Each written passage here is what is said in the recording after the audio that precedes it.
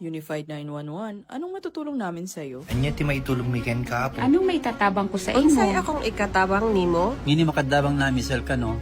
Sa anumang wika o dialekto, may tulong na darating sa iyo.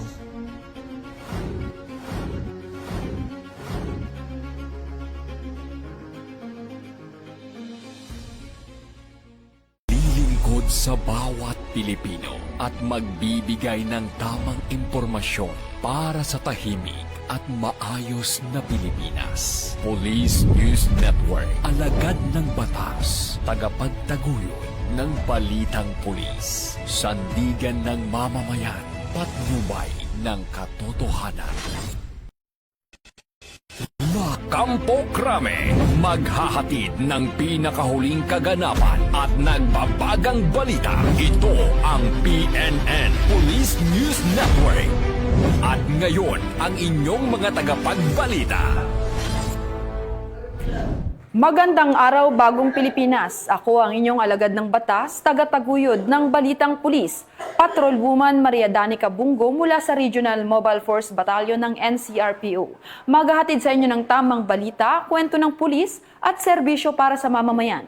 At ito ang PNP News Online, ang pangunahing balita ng Police News Network, alagad ng batas, tagataguyod ng Balitang Pulis.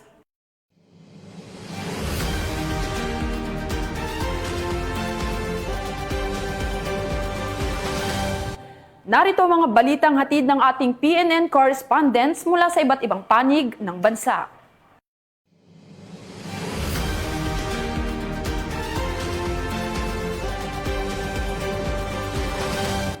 Nasabat ng mga otoridad ang mahigit 2 milyong pisong halaga ng iligal na droga mula sa isang high-value individual sa isinagawang buy-bust operation sa Iloilo.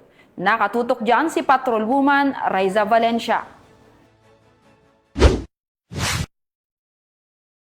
Muling nasamsam ng Regional Police Drug Enforcement Unit 6 ang isang pinaghihinalaang iligal na droga sa isang drug buy-bust operation na isinagawa sa Barangay Cabugao Sur, Santa Barbara, Iloilo nito lang ika-14 ng Enero taong kasalukuyan. Pinangunahan ng operasyon ng Regional Police Drug Enforcement Unit 6 sa pamumuno ni Police Captain Glenn Soliman sa ilalim ng direktang pangangasiwa ni Police Lieutenant Colonel Randy Cabales, katuwang ang Regional Intelligence Division, PNP Drug Enforcement Group Special Operations Unit 6 at ang Santa Barbara Municipal Police Station. Kinilala ang suspect na si Ales Tol, 42 taong gulang, walang asawa, walang trabaho at isang high-value individual na residente ng Tagbak, Haro, Iloilo City at pansamantalang naninirahan sa Santa Barbara, Iloilo. Ayon sa ulat ng pulisya, na-recover mula sa pag-iingat ng suspect ang 11 heat-sealed transparent plastic sachet at 6 na transparent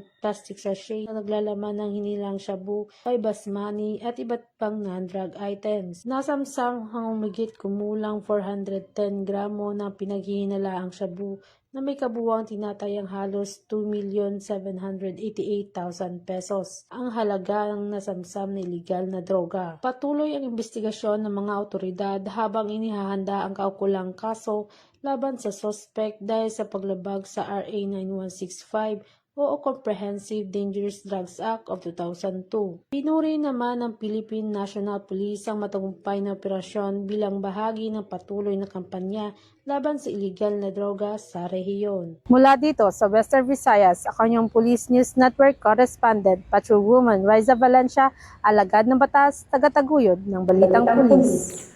Maraming salamat, Raiza Valencia. Nagsagawa ang Cebu City Police Station ng orientation para sa 350 augmented personnel bilang paghahanda sa masinsinang seguridad sa darating na Sinulog 2026. Ayon sa ulat, karagdagang 100 pulis ang nakatakdang dumating upang higit pang palakasin ang police visibility at matiyak ang maayos at ligtas na pagdiriwang ng taunang kapistahan. Patrolwoman Flora May Azares sa report. Nagsagawa ng orientation ang Cebu City Police Office sa pangunguna ni Police Colonel George V. Ilanan, Officer in Charge, mula sa Pro 8 at NIR noong umaga ng Enero 14 ng taong kasalukuyan sa Zapatera Elementary School, Cebu City. Isinagawa ang aktibidad bilang bahagi ng pinaigting na paghahanda ng CCPO upang higit pang mapalakas ang seguridad para sa nalalapit na 461st Fiesta Senior Celebration at Sinulog 2026.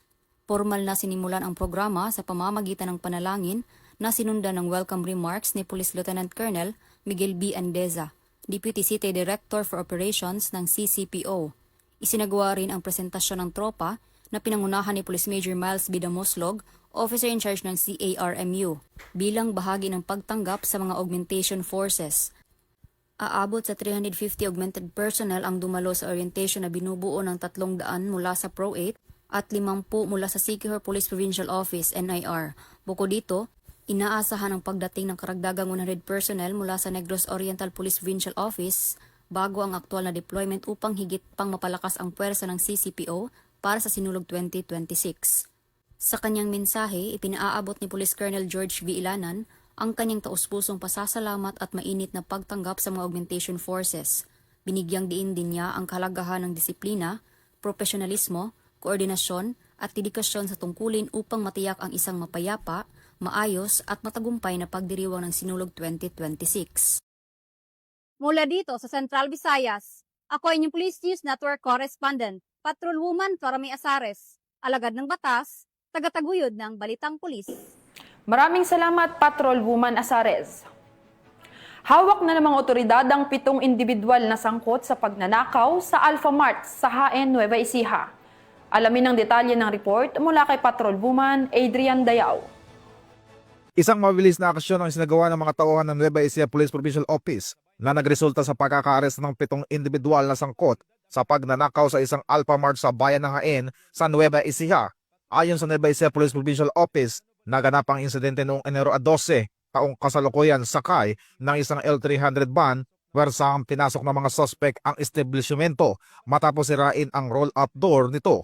Tinangay ng mga sospek ang bolt ng tindahan na naglalaman ng humigit kumulang 82,000 at 600 piso. Nakatumbas ang 3 araw na kitang tindahan. Gayon din ang iba't ibang grocery items na naglalaman ng tiyatayang 12,000 piso.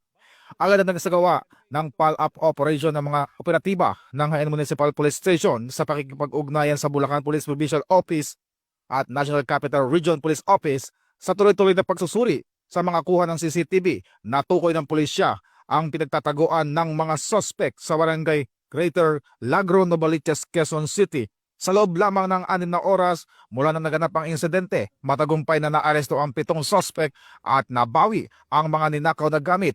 Nasamsam din ng mga otoridad ang isang 12-gauge shotgun at isang caliber 9mm pistol. Kasalukuyang nasa kustudiya ng Jaén Municipal Police Station ang mga suspect at naharap sa kasong robbery at paglabag sa Republic Act 10591 o ang Comprehensive Firearms and Ammunition Regulation Act. Patuloy naman titiyak ng kapulisan ng Nueva Ecija Police Provincial Office ang kanilang mabilis na aksyon upang mapanatili ang kaligtasan ng publiko. Ito ang bagong PNP para sa bagong Pilipinas, serbisyong mabilis, tapat at nararamdaman.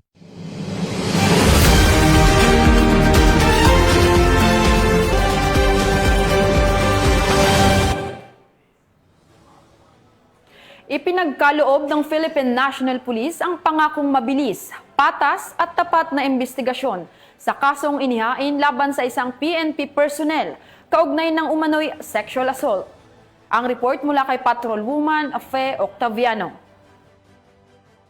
Muling iniit ng Philippine National Police ang paninindigan nito sa makatarungan at walang kinikilingang investigasyon kaugnay ng isang umano'y sexual assault case na kinakasangkutan ng isang pulis. Personal na hinarap ni Acting Chief PNP Police Lieutenant General Jose Melencio C. Nartates Jr. ang umano'y biktima at kanyang asawa upang pakinggan ang kanilang hinaing at tiyakin ang buong suporta ng organisasyon. Sabay ng patuloy na investigasyong isinasagawa ng NAPOLCOM. Ayon sa PNP, prioridad ang kapakanan ng biktima at panagutin ang sinumang lalabag sa batas at sa tiwala ng publiko. Tiniyak din ng pamunuan ang zero tolerance policy laban sa anumang anyo ng pang-aabuso sa hanay ng pulisya. Ito ay patunay ng paninindigan ng PNP sa ilalim ng bagong PNP para sa bagong Pilipinas, serbisyong mabilis, tapat at nararamdaman.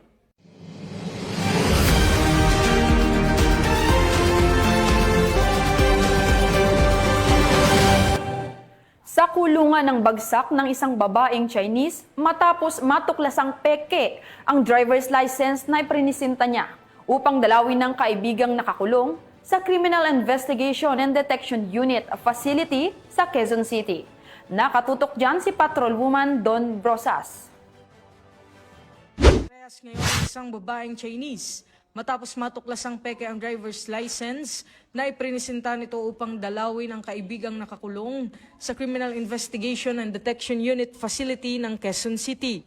Ayon kay QCPD CIDU Chief Police Lieutenant Colonel Edison Uwano, kinilala ang suspect na si alias Lu, residente ng Makati City, na unang nagtungo sa CIDO noong Enero 6. Napansin ng duty jailer na kahina-hinala ang ipinakitang driver's license, kaya ito ay ipinaberipika sa Land Transportation Office. Kalaunan ay naglabas ang LTO ng sertipikasyon na walang records sa kanilang database ang nasabing lisensya. Nang bumalik si Lu noong Enero 8 at muling iprinisinta ang pareho ang ID, agad siyang inaresto ng mga otoridad. Naharap ang suspect sa kasong paglabag sa Article 172 ng Revised Penal Code o Falsification of Public Document at Republic Act 4136 o Land Transportation and Traffic Code.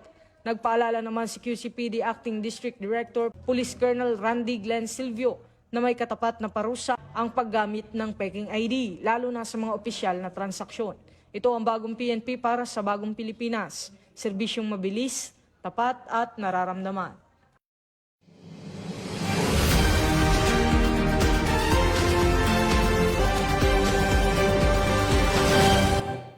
At yan ang mga balitang nakalap ng ating PNN correspondents mula Luzon, Visayas at Mindanao.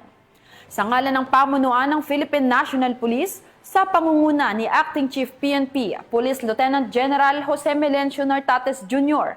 at sa pamumuno ni President Ferdinand Bongbong Marcos Jr., kami ay maglilingkod sa bawat Pilipino at magbibigay ng tama at balanseng balita. Mula rito sa tanggapan ng tagapag-ugnay ng pambansang pulisya, ako ang inyong alagad ng batas, taga-taguyod ng Balitang Pulis, Patrolwoman Maria Danica Bunggong mula sa Regional Mobile Force Battalion ng NCRPO. Maghahatid ng tamang balita, kwento ng pulis at serbisyo para sa mamamayan. At ito ang PNP News Online, ang pangunahing balita ng Police News Network. Ito ang bagong PNP para sa bagong Pilipinas, serbisyong mabilis, tapat at nararamdaman.